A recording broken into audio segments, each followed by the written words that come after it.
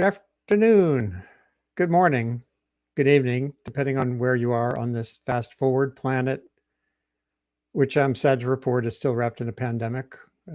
Vaccination is accelerating even more in the United States, 3 million shots a day these days. Several of my guests have just gotten at least one. I'm done with two. My 23-year-old son, now that New York State has opened up, just got his first shot today.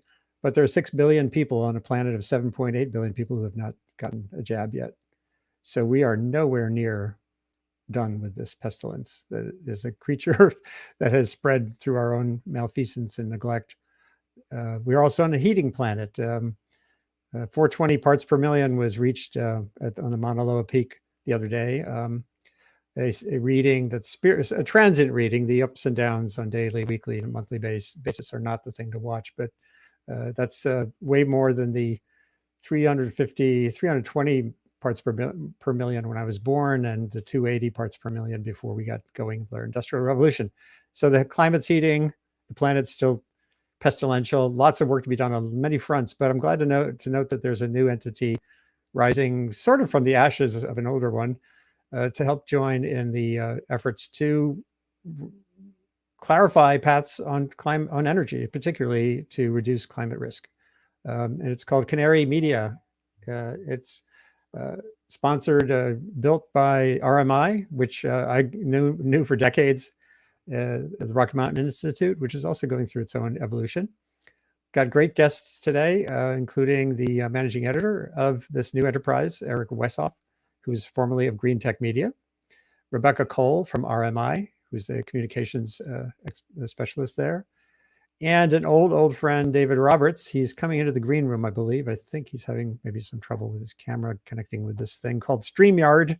He'll figure it out. And Genevieve Guenther, who's been this great force out there helping nudge the media to do better work, not just more work, but better work to end climate silence. I'm Andy Revkin, the Earth Institute of Columbia University, where I run the initiative on communication and sustainability. But of course, I'm coming to you from my home in the Hudson Valley on Lenape land here that I cherish every day. Going into the woods here was tended long before people who look like me got here.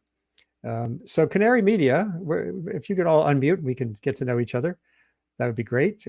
Some of us already know each other. And David, let's see. David, can you hear me? I'm not sure. I can hear you all, and I don't know if you can hear me, but this thing won't find my camera. It says I don't have a camera. It's lying. I do have a camera, but I don't know what to do. One thing to check is if you had anything else open like Zoom before, if you close all that stuff and then exit and come back in.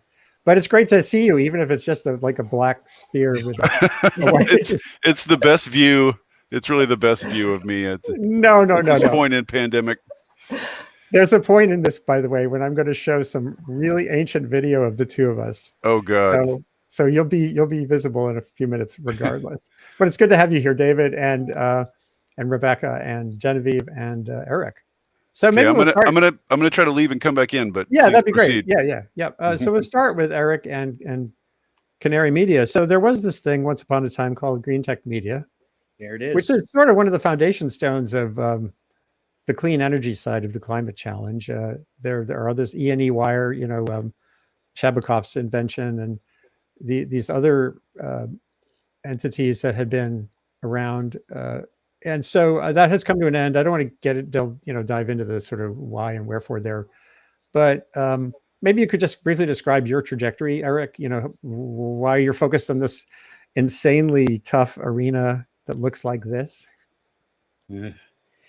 Well, I've been covering renewable energy for 15 or 16 years. I was thinking about that before this call. Energy storage wasn't even on anyone's radar. Energy storage was a few lead acid batteries in some remote Alaskan villages. Lithium ion wasn't being used for energy storage. When utilities didn't even have a word for it. They called it negative load. They didn't even understand what a battery could do at the time. And solar was $10 a watt when Green Tech Media started.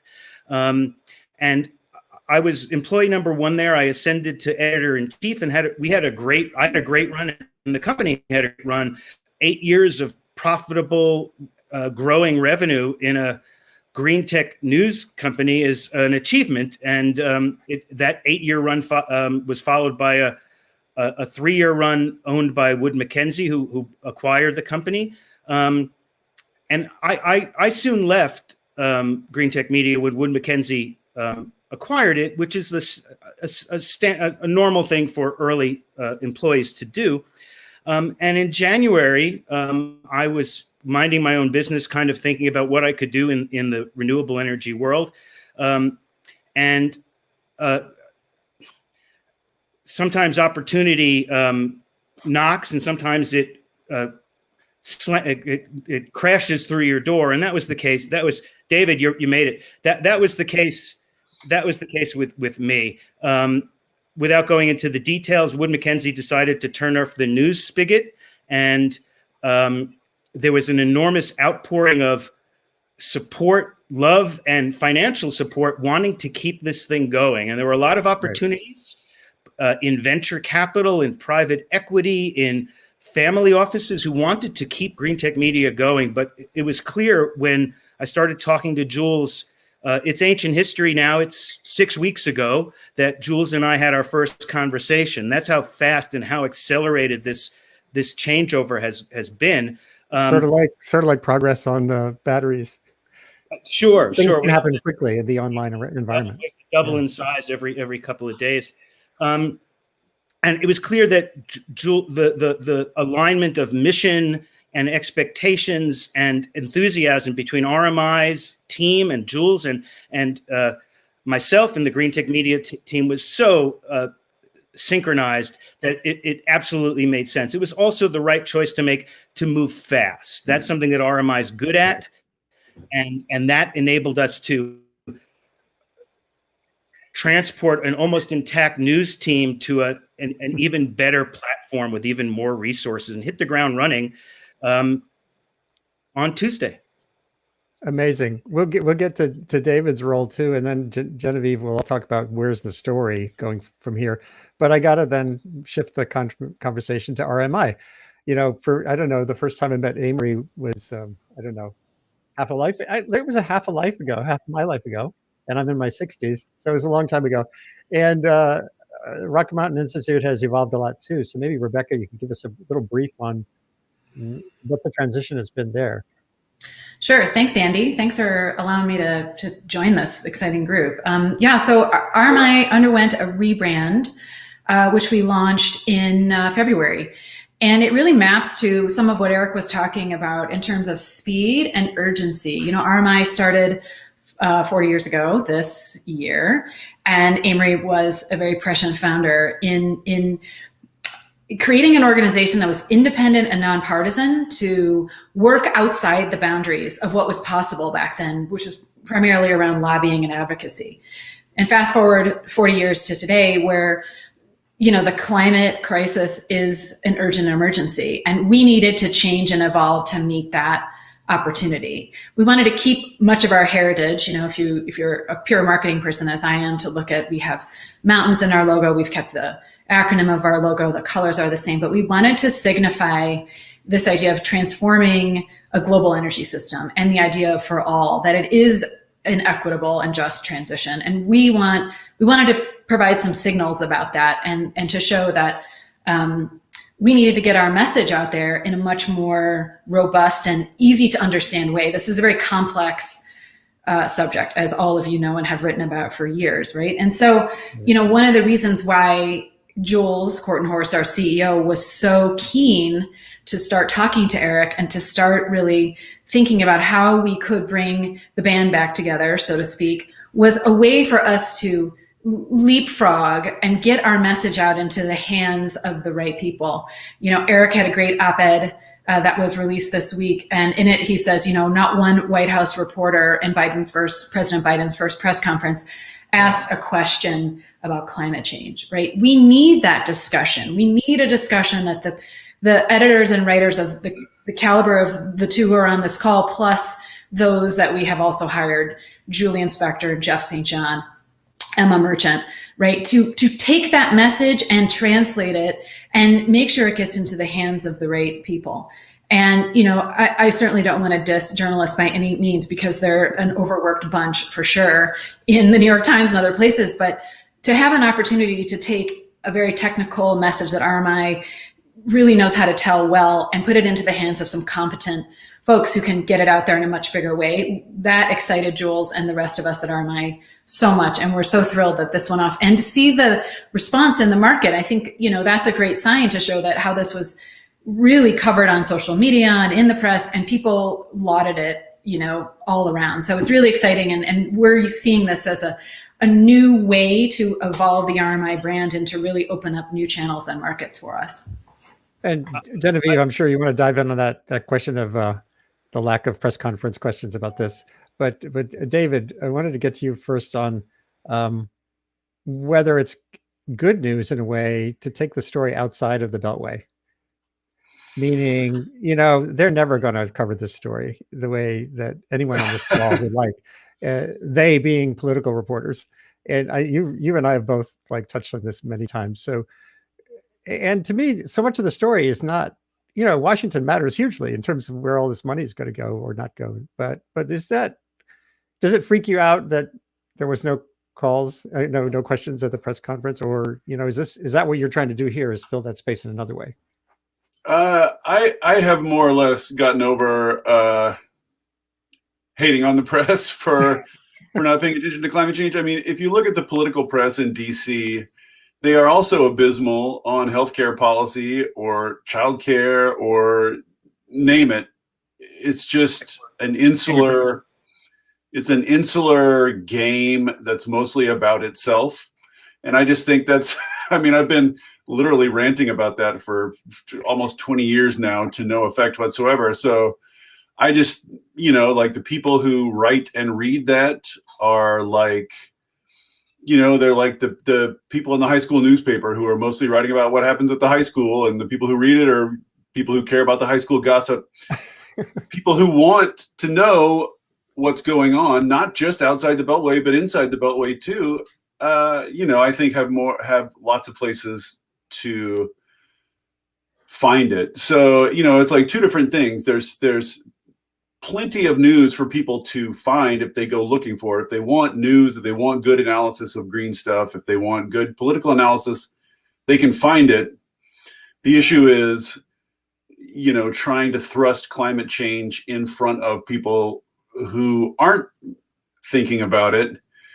And honestly, I think I have maybe a slightly unpopular opinion about this, but I'm just not sure what the value is of like one of these White House reporters asking a terrible question about climate change, because it would be terrible. You know, it would be terrible, which would solicit a dumb answer, which would make everybody dumber. And just like, I'm just not sure what the value is of just saying the words climate change such that audiences can hear them.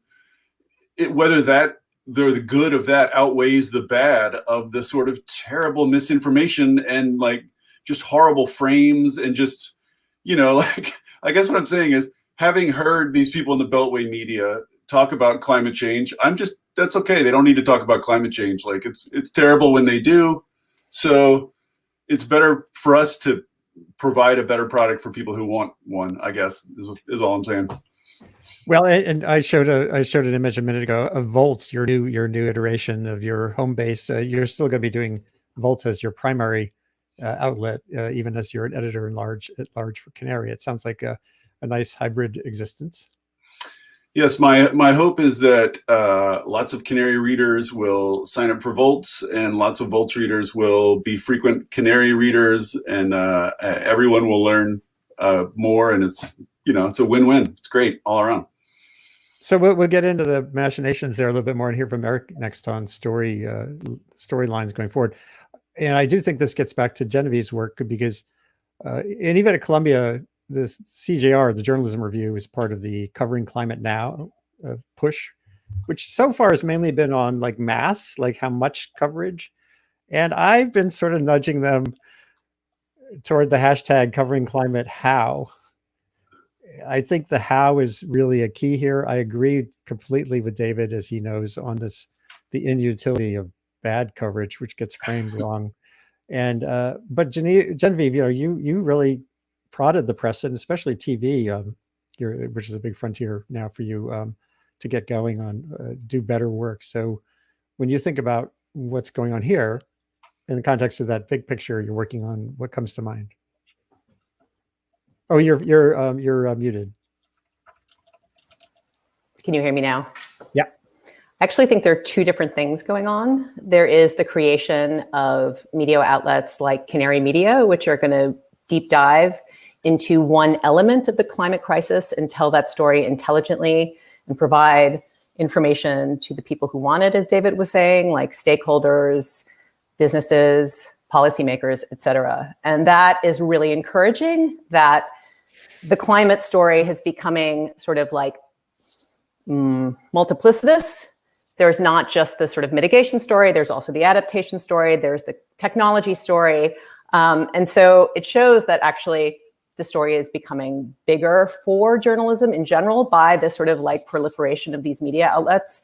On the other hand, our polling at End Climate Silence shows that the vast majority of Americans learn everything they know about climate change from the news media. Okay, so the fact that like, I know it's horrible to think about that, right? They don't learn about it in high school. They don't learn about it in college. They don't learn about it from politicians. And they don't even learn about it from activists. They learn about it from the news media. And the most trusted source of news among the general American public is the local TV news. So as we know, they've been doing a pretty abysmal job mentioning climate change in the stories that they're telling about climate events, reporting the symptoms of an overheating planet, reporting new scientific research. It's as if the crisis isn't happening. And from my perspective, that is a form of climate denial. It's a form of silence, pretending the thing is not happening. And I don't think like everything has to be high quality. I think there is something to be said for social signaling. The more you hear about this stuff, the more it sort of is in the air, in the zeitgeist. Even if you're not really paying attention, the more it becomes part of the conversation. And you see how the media creates politics just by focusing on whatever like thing the right wing is holding out as a little carrot for them. So I think that climate should be one of those things too. So there are two different things going on. One is this really positive sign that Canary Media is the kind of like exemplar of, and then this other thing, which is still kind of stuck, which I'm hoping will change increasingly. But you even see it in the Biden administration. They're passing all of this climate policy and pretending it's just infrastructure, right? And so there is a way in which our entire culture, from my perspective, needs to just stop being silent about this and start signaling that this is an emergency, because that's how norms change. And once norms change, politics follows upon that, in my theory of change. Interesting. I would sense, well, I don't want to prod anybody here too much, but David totally doesn't agree with that. No, I totally get it. I've read the research on signaling, and just we both read a lot about how not rational people are and how not rational belief formation is, and et cetera, et cetera. And then it's true that just literally saying the words over and over again can change people's mind about things and affect people. But I guess like when I see them talking about it, I see them talking about it using the frames they have at hand, which are maddeningly practically the same frames they had at hand 20 years ago, which is it's a left issue. It's something that Biden maybe needs to do a little something on to satisfy his left base so they don't get mad at him. And of course, like, he can't do too much for them because we all know that every little bit he does hurts the economy. So it's a balance of like, do we want to hurt the economy to satisfy the leftists? And if that's the frame that gets lodged in people's head and reinforced over and over again, I just don't know if that's better or worse. This idea that like, this is something you do when you have spare money. And of course, when you're a grown up and you're serious about money, you don't go wasting money on silly stuff like this. Like, that's for the average DC, airheaded reporter, that's what climate change means. And apparently no amount of evidence nothing can dislodge that I've been able to find. So I've given up. I hail anyone who continues fighting that fight, but like, I don't know what could make them do better. Even NewsHour, PBS NewsHour actually asked Jen Granholm, who was on last week, exactly those questions, sort of, why are you throwing this meat to your left base? But to the administration's credit, I think they've been doing an incredibly good job at educating people about the new economics, which does show that climate action is a jobs creator and actually can. Yeah, she's been doing great. So I think that even if the questions are crap, the answers actually for the first time in politics might be better. And so who knows, if the dog is wagging the tail or vice versa. But to me, more is better, especially because there are people to sort of, argue about the way the questions are framed on Twitter, which always helps. And one last thing, we all remember when Frank Luntz said, you hear something over and over and over again and over and over and over again until you're sick of it and you think you're going to knock yourself out. If you hear it one more time, that's the first time the public has heard it. Exactly. And so this idea, like, we need to be talking about climate in terms of jobs. I'm just like, God, 20 years. People have been beating this drum and beating it and beating it. It's economy. It's a green economy. It's green jobs, for the love of God. What do you mean we need to do this? And now here they are just saying, like, literally every time Granholm's on camera, she says jobs, jobs, jobs, no matter what she's asked about anything, which is delightful. Like, I'm sick of hearing it, which must mean that maybe the public is finally hearing it for the first time. Well, I want to say Joe Biden also takes the lead on that as well. The reporters just have to let him talk in the press room, and he can go on about that. That leads to other problems when he just talks and talks. But Eric, I want to bring in Kate Ricke from University of California, San Diego, who has a great background to illuminate some of this from the sort of policy perspective. You're diving in on basically all things that relate to slowing climate change or getting carbon out of the atmosphere. You have a background that spans a couple of disciplines. And Kate Ricke, it's great to have you here.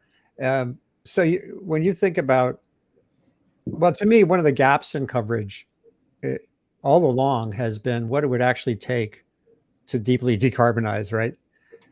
That's such a monumental lift beyond what we've been thinking is climate progress that I think, I know David, I remember David years ago, I hailed that piece you wrote where you did sort of a reality check. Maybe you were still at Grist. I can't remember if it was Vox or Grist. About how, David's been focused on this too. And I think the menu of things that Canary Media will be looking at will be related to this. But does this feel like a relief to you, perhaps, Kate, that there's some entities that are diving deeper in this arena? That are putting climate front and center? Yeah, the technology, the energy, the wonky side of it, actually. Yeah, I mean, it's helpful for me, for sure, to see that there's places to go that are looking at climate specifically and getting into some of the details and maybe breaking down in detail what it means, the terminology that people are throwing around maybe, and showing different sides, hopefully, to not like, do we need to do something about climate change, but different sides of what it means to do something about climate change this way versus this way, and how those pieces fit together, so that maybe that there's multiple sides. I actually don't know that much about this media endeavor yet, and I'm looking forward to learning more. But like, what I'd like to see is a robust debate among people who all agree that we've got a huge problem, and then what the debate is about does this policy instrument do what you're saying? Is this technology as feasible or as cost effective as people are saying? How does it play with this other one? And I think it does take a focus on climate in order to get into some of those more wonky, detailed debates that I think do need to happen among the people that are really engaged on this. So it looks like Genevieve has a thought or... May I just jump in here just quickly? First of all, Dr. Ricke, I'm a huge fan of you. I just wrote about some of your research in this chapter that I'm writing about the word cost in climate politics. And And I'm so excited to meet you. I'm like a total fangirl. Ditto. It's great to be here. But what I'm hoping that Canary Media can dive into two things, which you almost never see in climate coverage yet. The first one is sort of like the political economy of the energy transition, because, you always hear like, make clean energy cheap, make clean energy cheap. And clean energy is already cheaper than like even coal in some parts of the world. And yet we're not displacing fossil fuels from the grid. So it's not just about sort of economy, it's also about political economy. So I'm hoping that Canary Media will take that on. And I'm really also hoping that they'll take on negative emissions technologies, because this is sort of like the secret of mitigation policy that we're all sort of hoping that direct air capture or whatever is going to work. And I don't think anybody really understands what it is or what the logistical problems might be, or what even the opportunities might be, the business opportunities. So those are two things that I feel like could be really done by a media outlet like Canary. And I'm hoping to see that kind of coverage. Yeah, Eric's trying to come back in. He's having a little bit trouble with his connection. But maybe, Rebekah, I don't know if you're familiar enough with the goals to just sort of quickly is the deep decarbonization side, not just sort of the grid architecture and batteries part of the story? Yeah. I mean, Canary is an independent newsroom, so we want them to be able to cover all of the subjects, definitely that RMI is focused on, but broader than that. RMI is focused on getting to a 1.5 degree future, right? And our key North Star right now is cutting emissions 50% by 2030, right? That we are calling this the decisive decade. We have a campaign right now that's running on that.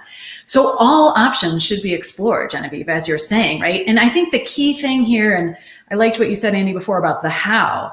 I think, we need voices like Dr. Volz and Eric and Chef St. John talking about the how, and making it not seem so daunting and so impossible. What are the pathways? What are the roadmaps to get there? What are the different levers that can be pulled? We have a conversation inside RMI about these different catalyzing levers that have worked in other industries. When you think about Uber, or you think about Airbnb, or you think about microcredit, microloans, those all came together because of different financial levers, technology levers, different applications that were applied to that problem, opening up whole new ways of doing business in different kinds of communities. How do we do that for energy? What does that look like? What are those pathways? Yes, policy is the biggest lever you can pull, but what are the other ones that can be pulled, right? And so I think that would be an interesting set of,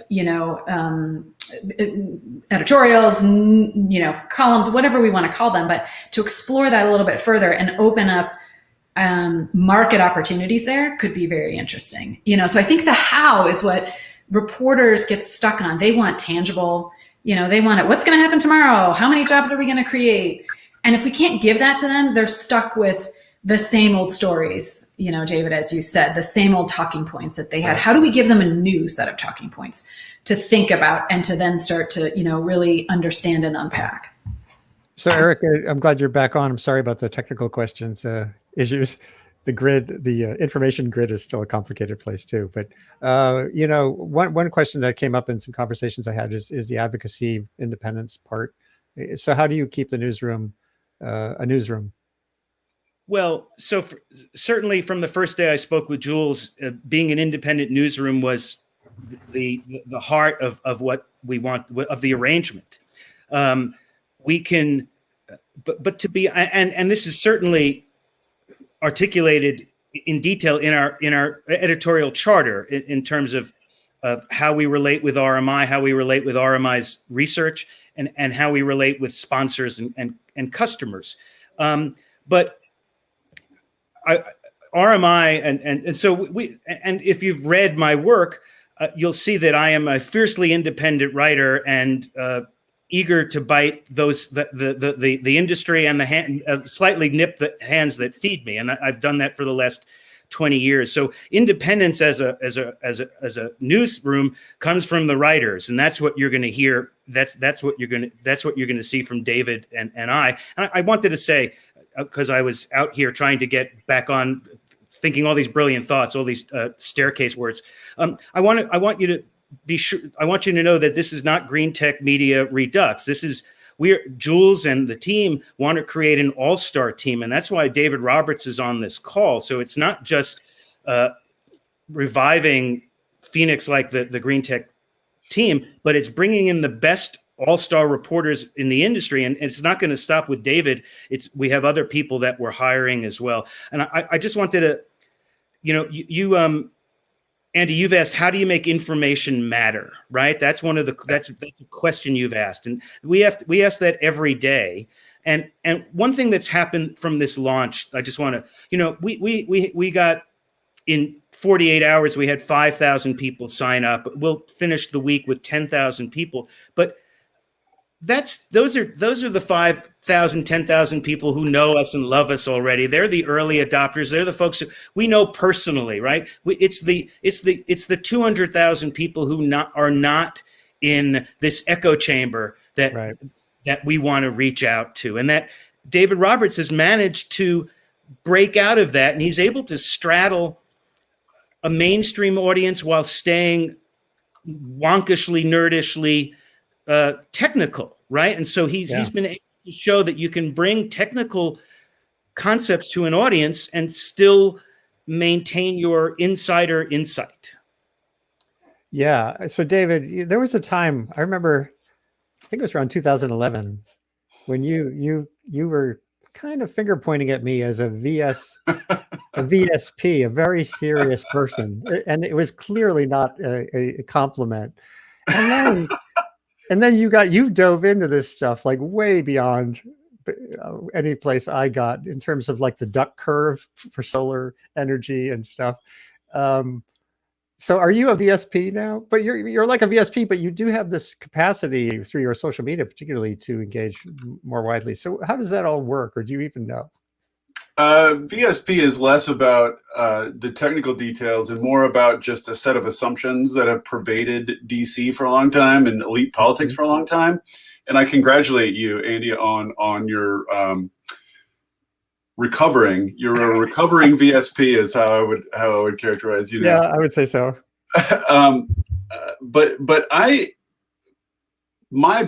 sort of premise of my whole career really is that a lot of environmental journalism and a lot of climate journalism, whether this was a fair characterization or not, I think are just viewed by a lot of people as like,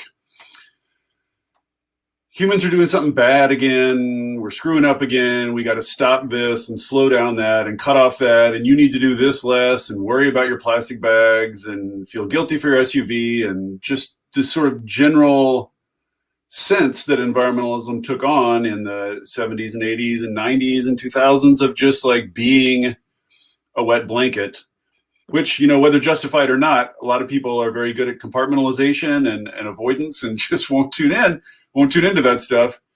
But to me, the flip side of that story is building the new world to replace the old world, right? It's not just stopping stuff and restraining stuff and cutting back on stuff. It's building all new stuff to replace all the old stuff, which is an amazing thing. And it's forward looking and it's generative and it's creative and it's it's a story about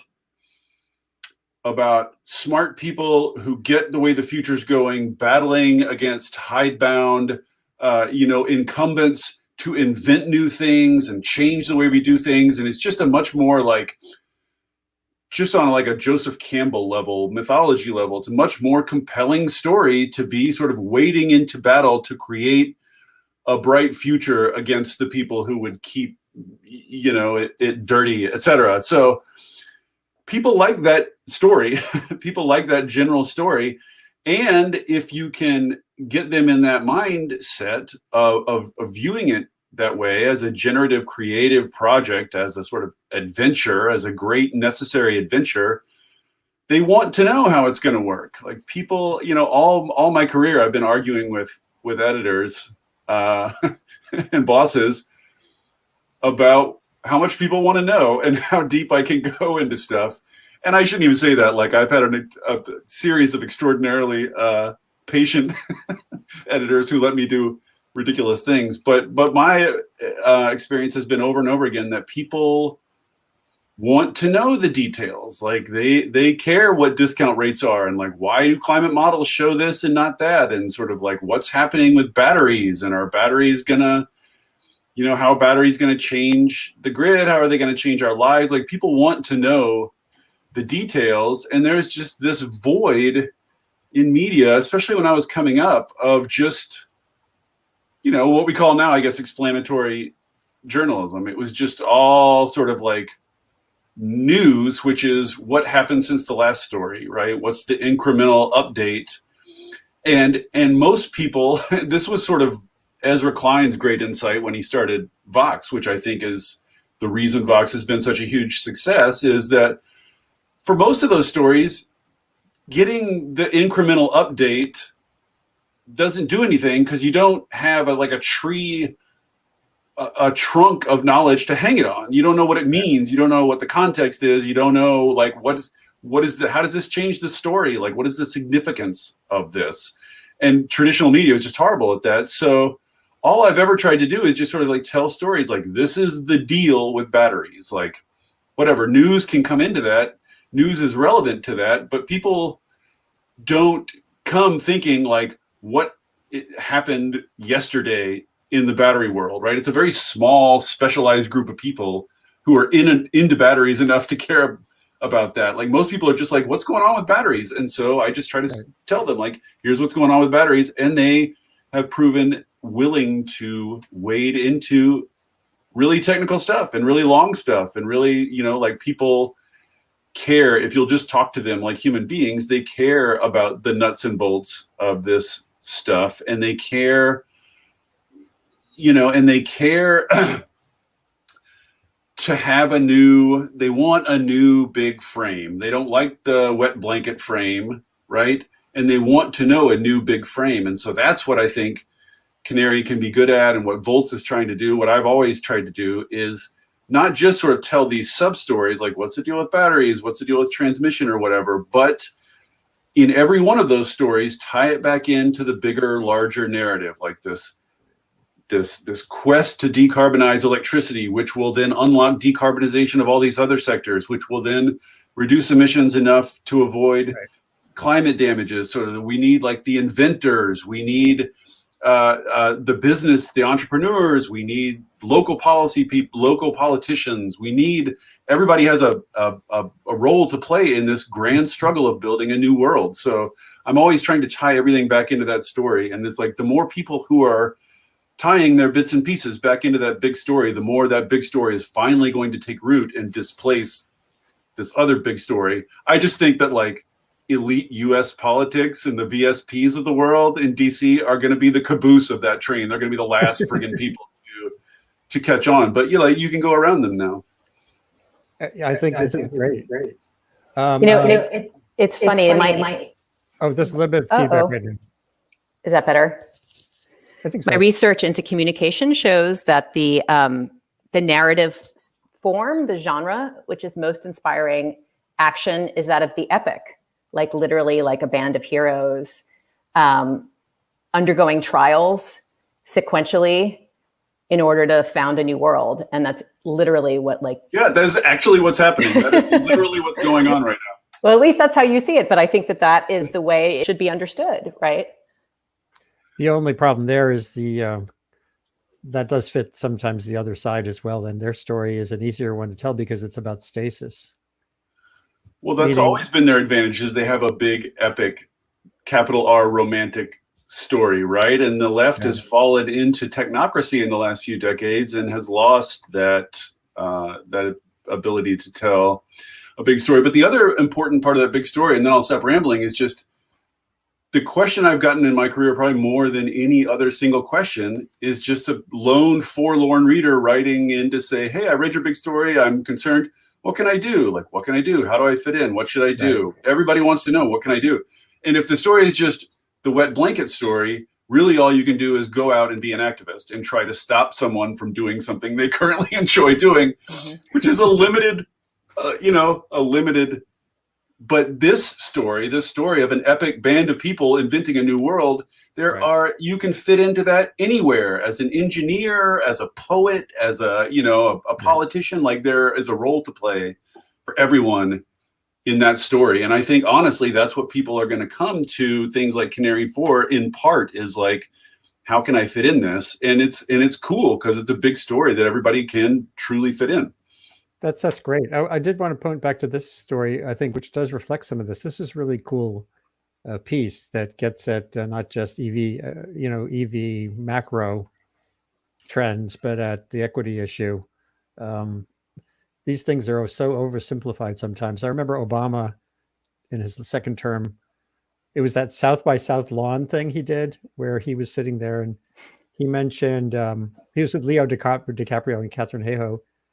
And he mentioned Obama took on he role played the middle class guy driving his broken down car half across the city to, on gasoline powered car, and saying, this has to fit into his capacities as well. So this idea of equitable transition to electrification has all those dimensions. And I think that's a good story. But because it gets at the richer aspect of it. So, Eric, is this like a priority? How you're framing things or looking for angles? Long before we published, this was one of the legs of our company.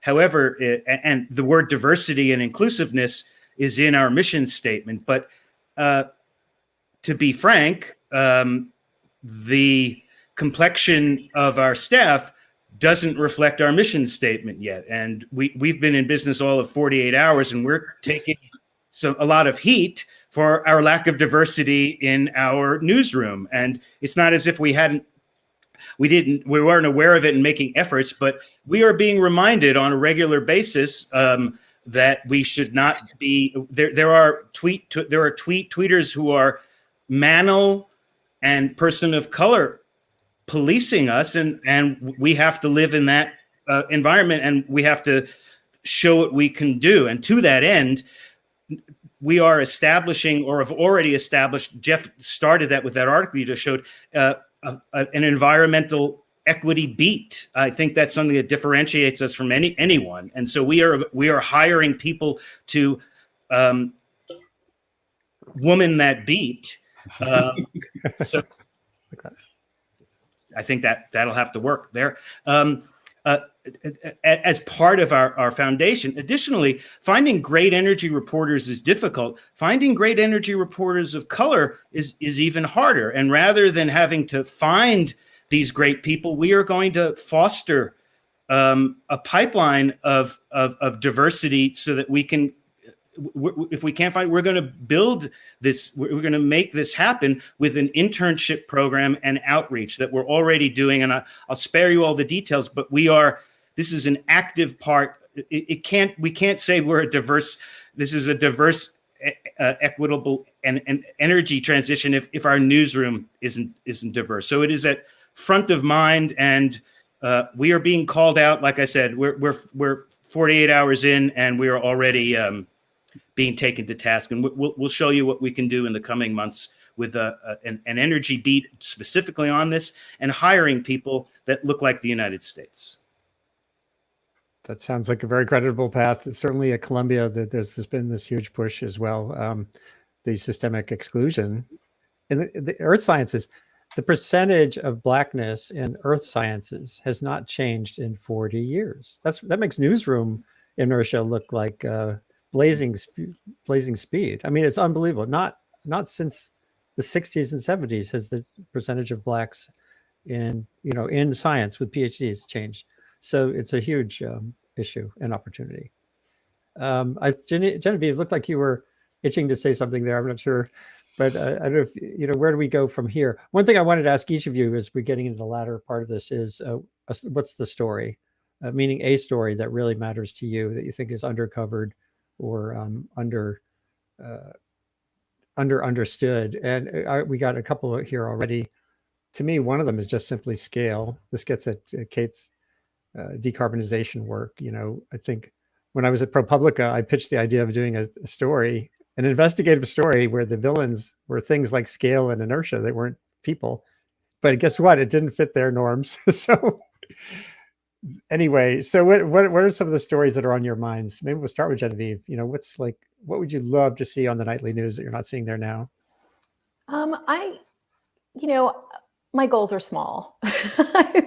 I'm not even looking for particular stories, although I will say, shocker, Nora O'Donnell had an amazing story about how the hurricanes and the incessant flooding in Guatemala is embroiling farmers in a debt crisis because they keep borrowing money in order to reseed their crops, which then fail again because these floods don't only wipe out one season's crops, they also make the soil barren. So it was this really well done, ecologically and also racially sensitive story about how banking and the climate crisis is basically ruining people's lives in Guatemala and forcing people to break up their families and migrate north. And this was Margaret Brannon, CNN, CBS, prime time. It was really, it was a miracle. So I would love to see a story like that on the news every night on all three network programs and CNN. But barring that, what I would really like is when they report on a story that is clearly about climate change. And, for example, like in a segment about an extreme weather event, they will literally describe the science that explains how climate change is intensifying this extreme weather event, but then they will not mention the words climate change. So I'm still banging my drum, 2 years later, just trying to get them to say it explicitly so that people understand what they're seeing on the news every day, because information does matter. Information is the basis. It intersects with identity, but it does absolutely matter. So that's all I want. I don't even necessarily want stories. I just want them to end climate silence. I'll start there. Well, I want to get to Kate next, but there's one thing you just said that I want to run by David too, which is that what you just described was sort of what David was saying earlier about energy news, where we pay attention to the tidbits, but they're not hung on the tree. You don't see the tree. And I think you're describing that in the context of a fire or communities at risk anywhere. If you're not connecting it to the bigger picture, then you're missing a responsibility. Totally. And David, it feels like it's the systems. If we don't back up at least momentarily from the nugget of the day into the system, then that feels like a total fail. But I know the impediments to it in newsrooms are huge.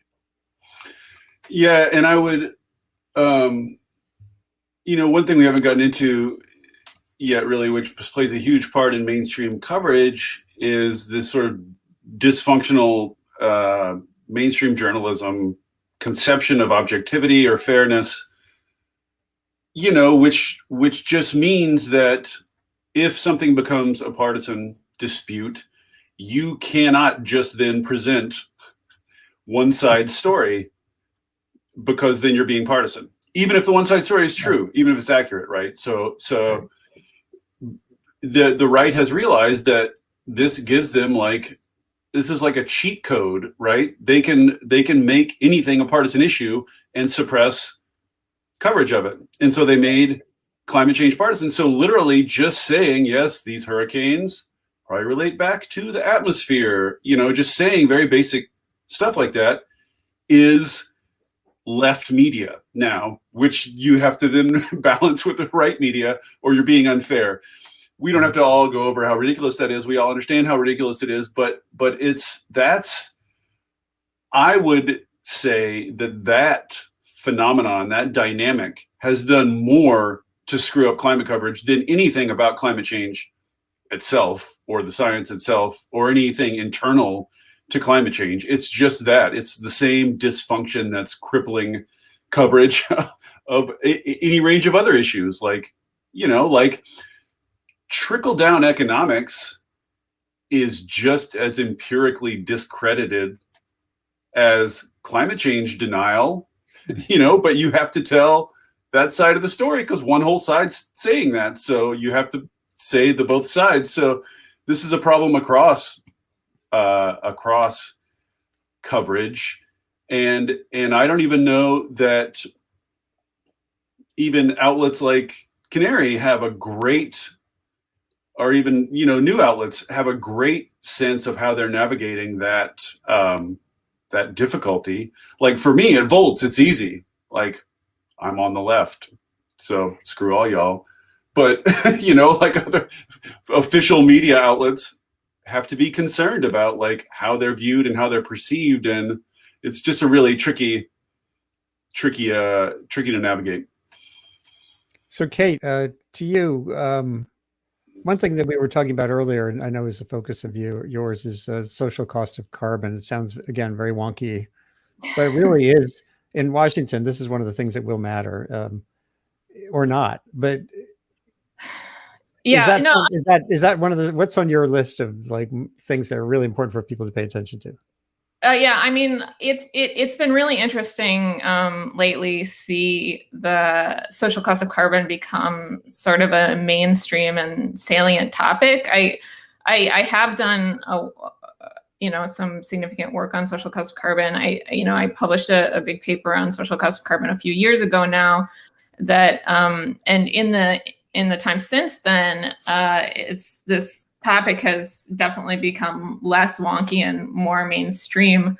I'd be curious to hear from climate media people how and why this happened, because like there's some like seed that got planted of like social cost of carbon being for people who don't know what it is. Social cost of carbon is supposed to be a number that represents the marginal economic impact of a ton of CO2 that goes into the atmosphere. So it's the economic damage associated with emitting one more ton of CO2 into the atmosphere today. And at some point, like this idea got thrown out there that like social cost of carbon is the most important number that you've never heard of or something. I keep seeing that when I read an article, and I don't understand it for the life of me, because I have spent a lot of time working on social, and I couldn't disagree more. I mean, social cost of carbon is this number that's about cost benefit analysis, and cost benefit analysis applied to climate change. First of all, this is like a very American way to think about like climate change solutions about a global problem, right? Cost benefit analysis is something that we use in like domestic policy analysis, right? And the idea is that if you do a cost benefit analysis like consistently and transparently, then you can get more and more social surplus, right? Like you get extra savings with every policy you pass. Now, cost benefit analysis only works if it's paired with like a redistributive income tax, right? So at the domestic level, cost benefit analysis can, under some circumstances, make sense. But for some reason, it's become very salient applied to climate change. It's a global problem as well lately. And it doesn't make sense to me, because there's a mismatch between social cost of carbon and what I see as like the legitimate way of setting climate policy goals, right? Which is we have these targets that are set through this international process. And what we need to ask is, what's the cost effective and politically feasible way for a country like the US to meet its obligations fairly to meet those targets, right? And social cost of carbon has a very small role to play in that. It's kind of like social cost of carbon's like trying to like kill climate change with like 1,000 paper cuts or something like that. And it's just befuddling to me. I'd love it if someone could explain how this happened. But I would love to see more like interrogation of like the serious conflict that can happen between these like efficiency-minded approaches to solving climate change and legitimacy and equity, which it sounds like this endeavor is targeted towards doing a better job on as well. Plus, we're telling an epic story. It's hard to do it based on social cost of carbon, you know. That could be our sigil on our armor. That number. I can listen to that all day. Keep going. Not to scoop myself, but there is a kind of like contest between Nordhaus and Weitzman in the history of all of this that has a kind of narrative impulsion. Anyway. That was why I did my discount rate post way back in the dark days. Which is one of the great posts in the history of posts. Which was like, Nordhaus runs this model and says, don't worry too much, pass a low carbon tax, chill out, you know, and then what's his name? Weitzman. Thank you, Weitzman.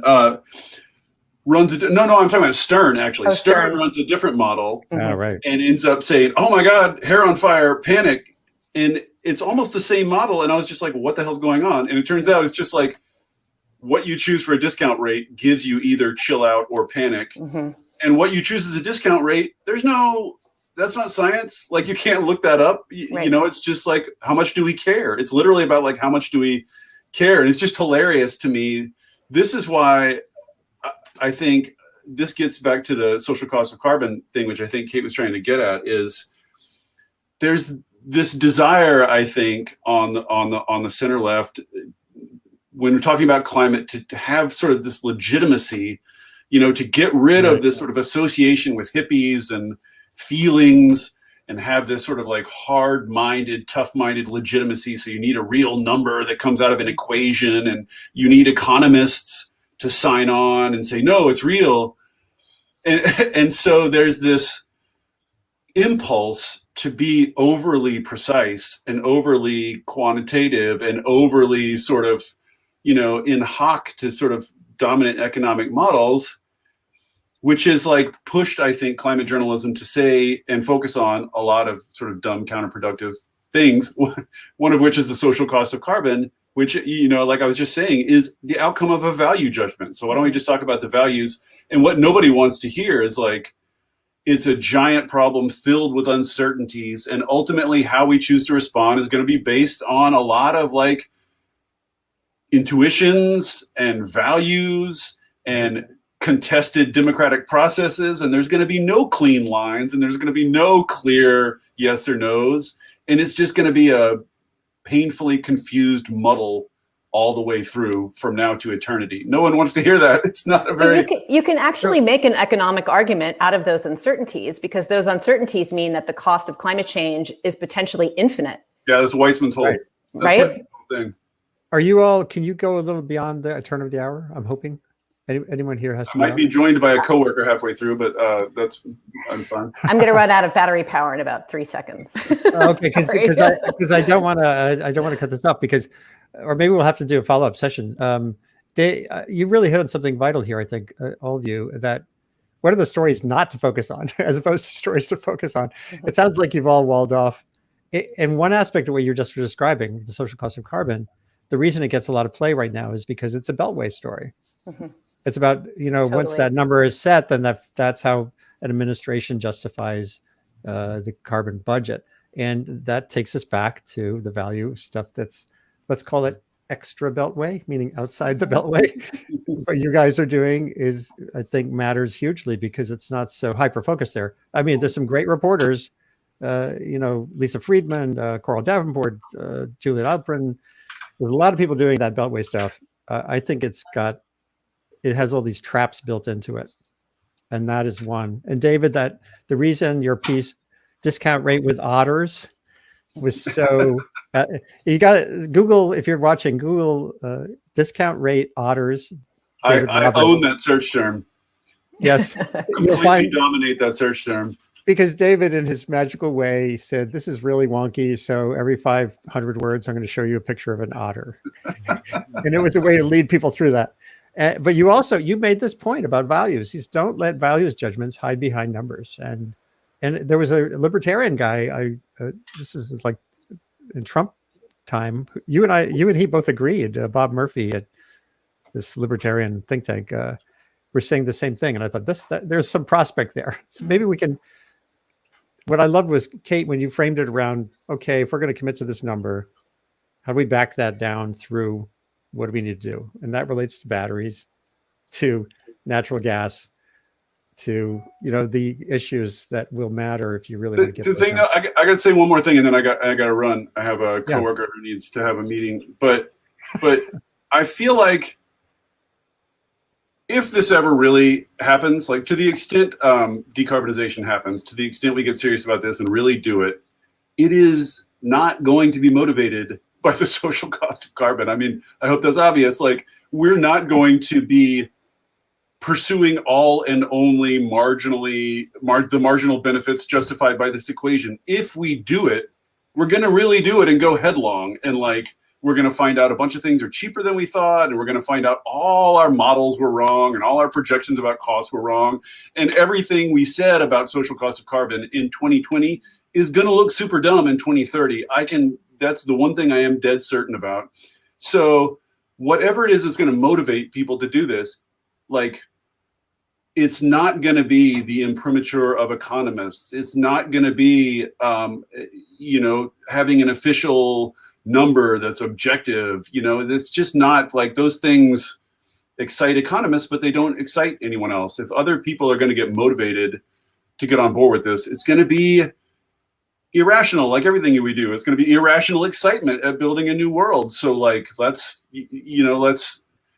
it's fine to cover social cost of carbon, I think, because it does matter in policymaking in DC in a very concrete way. And to the extent you can, use it to get better policy, that's fine. But like, I just think it's worth acknowledging that public moods and sort of public shifts and social shifts do not happen on technocratic grounds. It's going to be something narrative. It's going to be something, it's going to be some little piece of something. Like, we all see this, how people approach climate change through this one little piece. Like I'm excited about, vehicle to grid, and people get obsessed about the one thing. Like, there's going to be these weird little proxies people get excited about.